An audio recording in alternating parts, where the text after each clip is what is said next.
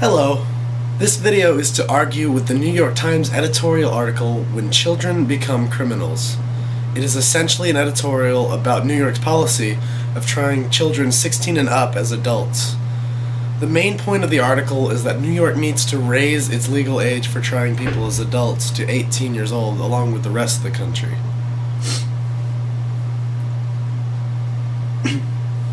My position in this argument is that New York should continue this policy, and I'm going to argue that with three main points. 1. Juvenile detention centers are not completely effective at preventing crimes. 2. When juveniles get the leeway of being tried as youth, they are actually, they believe they will be let off more easily when they do commit the crimes, and do so anyway.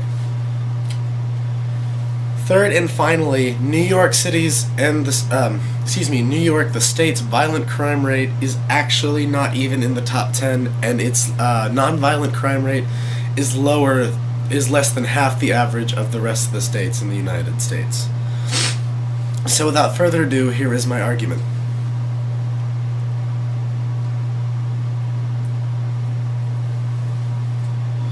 My first main point is that youth detention centers are not completely effective at preventing crime. There is plenty of evidence that youths who go to juvenile detention centers actually go on to commit crimes later in life. Maya Salsovitz of Time.com elaborates on that in her article, Why Juvenile Detention Makes Teens Worse, which was written in 2009. Maya writes that juveniles who were sentenced as juveniles were 37 times more likely to commit crimes as adults. This was compared with juveniles who were either not caught or who were not put into the juvenile system. This claim is further backed up by the Yale Economic Growth Center research paper, The effectiveness of juvenile correctional facilities, public versus private management. The research by Patrick Bayer and David Posen states that anywhere from 37 to 57% of juveniles who are released from youth detention centers commit crimes within 1 year of being released. That is extremely disheartening. That is more than enough proof to me that the juvenile detention centers are not effective at preventing crime, either in youth or in youth who become adults later.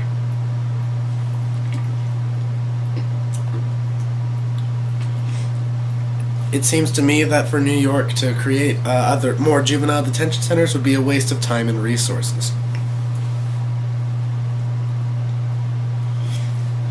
Juvenile hall is not only ineffective at preventing crime, there is research that suggests it may encourage crime among youth.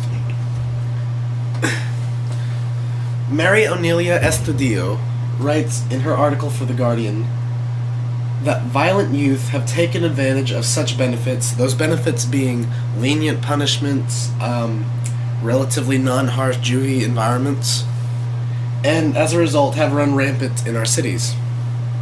Essentially, when youths realize that juvenile hall really isn't that bad given the extent of their crimes, whether they're violent or non-violent, they decide that the consequences outweigh their actions. Therefore, they will likely go on to commit any crimes they have in mind, regardless of the consequences, regardless of juvenile hall being in place. This is further evidence to me that New York would be wasting time and money and resources by creating more juvenile halls. Finally, even if juvie was effective, it's not necessary.